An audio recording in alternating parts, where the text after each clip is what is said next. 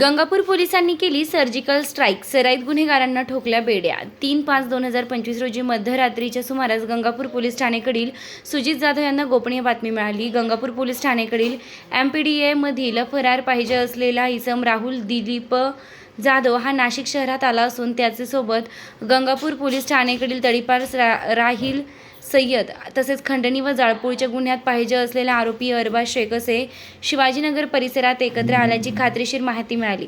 त्यावरून गुन्हे शोध पथकाचे अधिकारी व अंमलदार यांनी शिवाजीनगर परिसरात मिळालेल्या बातमीप्रमाणे आरोपितांचा शोध घेतला असता सदरचे तिन्ही आरोपितांना पोलिसांची चाहूल लागताच त्यांनी अंधाराचा फायदा घेऊन मोटरसायकलने सातपूर दिशेनं पळ काढला. पोलिसांनी आरोपितांचा सातपूर त्र्यंबक रोडनं सिने स्टाईल पाठलाग करून त्यांना महिरावणी गावाजवळ थांबवण्याचा प्रयत्न केला, परंतु त्यांनी त्यांची मोटरसायकल रस्त्याच्या कडेला सोडून शेतात पळ ठोकला.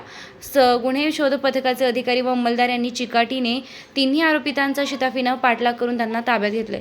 राहुल दिलीप जाधव याचेवर नाशिक जिल्ह्यात खुनाचा प्रयत्न, जबरी चोरी, घर जाळणे, खंडणी, धमकावणे तसेच विनापरवाना शस्त्र बाळगणे यांसारखे गुन्हे दाखल आहेत.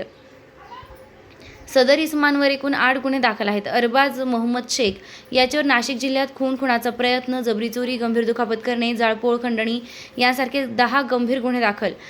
राहिल नरुद्दीन सय्यद याच्यावर दंगा करणे, विनापरवाना शस्त्र बाळगणे, धमकावणे, गंभीर दुखापत करणे असे एकूण 7 गुन्हे दाखल आहेत. सदरची उल्लेखनीय कामगिरी ही पोलिसांनी केलेली आहे. वृत्तसंकलन रफिक सय्यद.